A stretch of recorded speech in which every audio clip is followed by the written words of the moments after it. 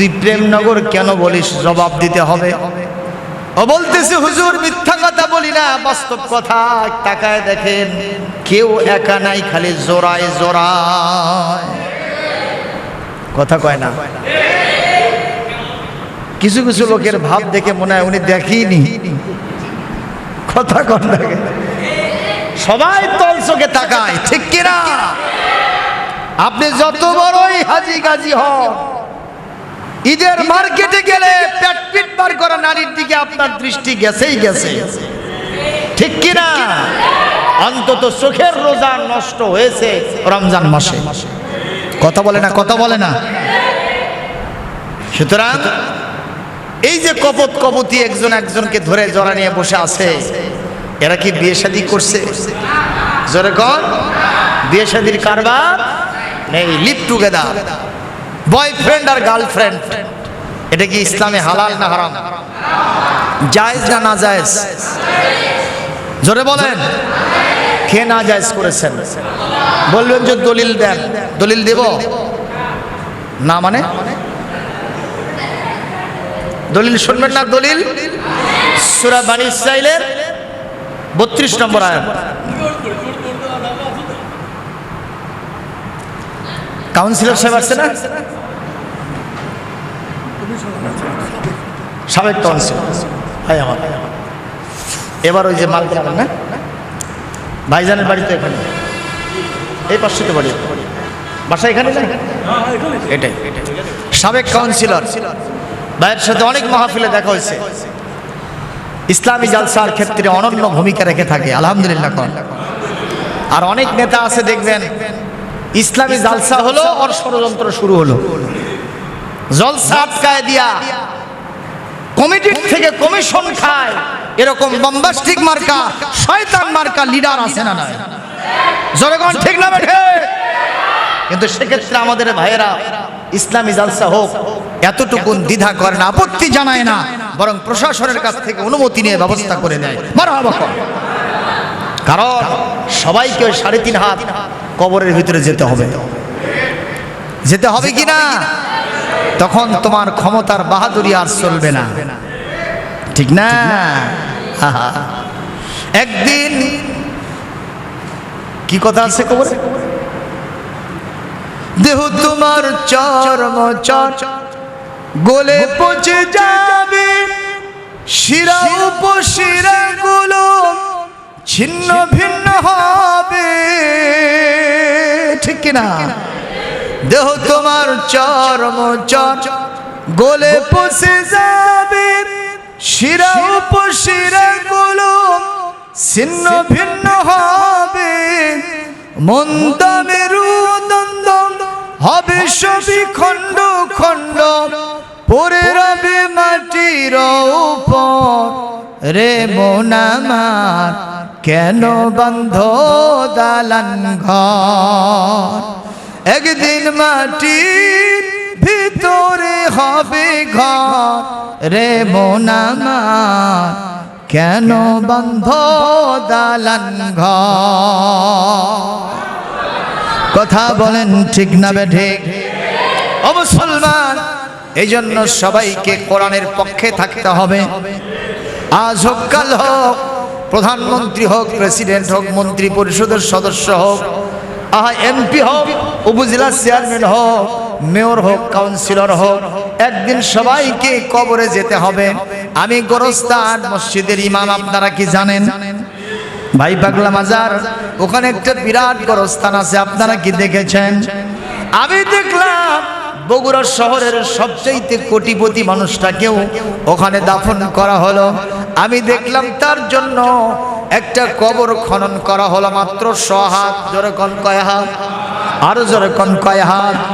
আমি দেখলাম একটা রিক্সা চালক এবং আরেকজন বেওয়ারিশ লাশ রাস্তার ভিতরে পড়ে আছে, অ্যাক্সিডেন্ট হয়ে, কেউ নেওয়ার মতো নাই।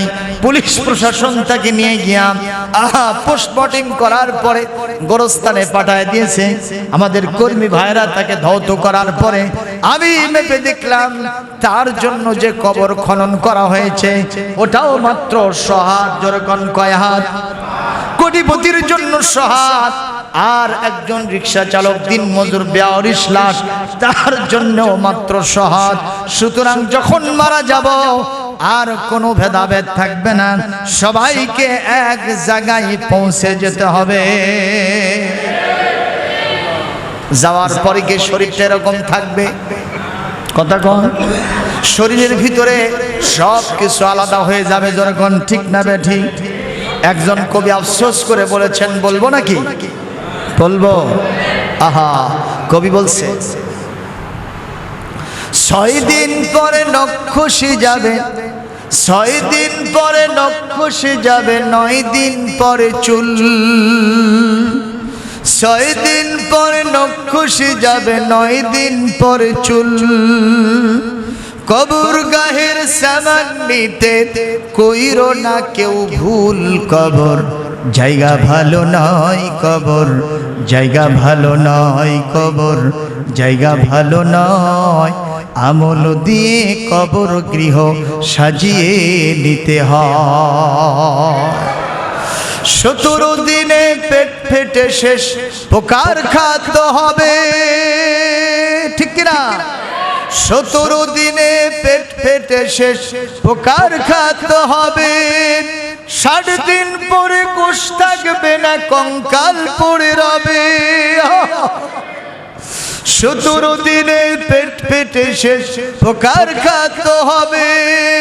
60 দিন পরে কোষ থাকবে না, কঙ্কাল পড়ে রবে। 90 দিনে হাড়গুলি সব, 90 দিনে হাড়গুলি সব আলাদা হয়ে রয়। কবর জায়গা ভালো নয়, কবর জায়গা ভালো নয়, কবর জায়গা ভালো নয়। আমল দিয়ে কবর গৃহ সাজিয়ে নিতে হয়। 6 দিন পরে নখ খসে যাবে, 9 দিন পরে চুল। বলেন, 6 দিন পরে নখ খসে যাবে, 9 দিন পরে চুল। কবর গাহের সামান নিতে কইরো না কেউ ভুল। কবর জায়গা ভালো নয়, কবর জায়গা ভালো নয়, কবর জায়গা ভালো নয়। আমল দিয়ে কবর গৃহ সাজিয়ে নিতে হয়। জোরে বলেন আল্লাহুম্মা আমিন। আরো জোরে বলেন আল্লাহুম্মা আমিন। সেই কবরে আমাদের যেতে হবে না? কে যাবেন না? হাত তোলেন তো, কে যাবেন না? সবাই যাবে। সুবহানাল্লাহ। ইন্নাকা মাইয়িতুন ওয়া ইন্নাহুম মাইয়িতুন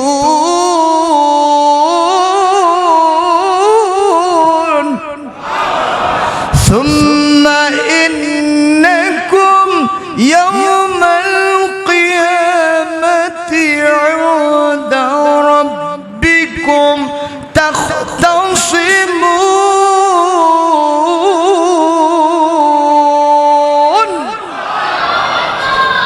সূরাতুজ জুমার 30 নম্বর আয়াত। আল্লাহ পাক বলেন, হে নবী, নিশ্চয় আপনি মারা যাবেন, আপনার সঙ্গী সাথী যারা আছে তারাও মারা যাবে, যারা আপনার শত্রু আছে, মিত্র আছে, তারাও মারা যাবে, যারা আমির আছে আর যারা ফকির আছে তারাও মারা যাবে। ঘোষণা কার? সুতরাং মৌত থেকে কেউ পালাতে পারবো না। কবে মারা যাব সেটা জানি, কে জানেন? অন্ধকার ঘরের সাপ, অন্ধকার ঘরের সাপ, অথচ ওই কোনায় গিয়ে সাপ বসে আছে, আপনি দরজা খুলে ওখানে পা দিতে সাহস পান না। কেন? এখানেও থাকতে পারে।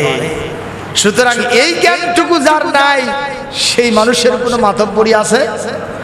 জনগণ আছে? কিন্তু আমরা মাতব্বরি করি কিনা? হ্যাঁ, সব আমার, আল্লাহর কিছুই নাই। একজন হুজুর জিজ্ঞাসা করছে, ভাই এই জমিটা কার? কয় যে হুজুর এটা আমার বাপের। এটা কার? এটা আমার ভাইয়ের। এটা কার? আমার চাচার। এটা কার? এটা আমার। কে ভাই এগুলো সব আপনাদের এলাকা, আল্লাহর কিছু নাই? কয় হুজুর আল্লাহর ছিল না, এইবারই আমরা মিলাদ 3 শতক দিছি। কথা বোঝেন নাই? আল্লাহর কিছুই ছিল না, এইবারই আমরা আল্লাহকে 3 শতক দিয়েছি। তো হুজুর তখন বলছে দেখি আল্লাহর 3 শতক কোথায় একটু দেখান তো। হাত ধরে নিয়ে গিয়ে বলতেছে হুজুর এই যে দেখেন ছাপরা দিয়ে মসজিদ করে দিছি, এই 3 শতক আল্লাহ এইবারই আমরা দিছি। সত্যি করে করছি আল্লাহর কিছুই ছিল না। আপনারা বলেন মসজিদের এই 3 শতক জায়গা কি শুধু আল্লাহর? এই তেলির পুকুর এলাকায়, ছোট বেলাইল বড় বেলাইল এলাকায় শুধু কি এই মসজিদের জায়গাটুকু আল্লাহর? রাস্তাঘাট কার? কিন্তু সেই রাস্তায় আল্লাহর নামে স্লোগান দেওয়া যায়? কথা কন না কেন? যদি কেউ বলে লিল্লাহে তাকবীর আল্লাহু আকবার, প্রশাসন বলে ধর রিমান্ডে নিয়ে সাইজ কর, কারণ ওই জঙ্গিবাদের লোক। কথা কন না কেন? আর যদি বলে জ্বালো জ্বালো আগুন জ্বালো, কয় ওরাই হলো সবচেয়ে ভালো। কথা কয় না মানে? আমি যদি ওই রাজপথকে আল্লাহর জন্য মনে করি, আমি যদি গোটা বাংলাদেশের প্রতি ইঞ্চি জমিনকে আল্লাহর জন্য মনে করি, সুতরাং সব জায়গায় যার আইন চলবে, বিধান চলবে, যার সার্বভৌমত্ব কায়েম হবে তিনি কে? জোরে বল আল্লাহু আকবার। কিন্তু আমাদের অ্যাটিটিউড হলো আল্লাহকে রাখবো মসজিদে, আল্লাহকে রাখবো মাদ্রাসায়, রসুলকে রাখবো মাদ্রাসায়, খানকা মক্তব মারকাজে, আল্লাহ রসুলকে আদালতে ঢুকতে দেব না, আল্লাহ রসুলকে সংসদে ঢুকতে দেব না, আল্লাহ রসুলকে ওই ব্যবসা প্রতিষ্ঠানে যেতে দিব না, আল্লাহ রসুলকে আমরা কোনো জায়গায় যেতে দেব না, আল্লাহ রসুলকে শুধুমাত্র মসজিদ মাদ্রাসা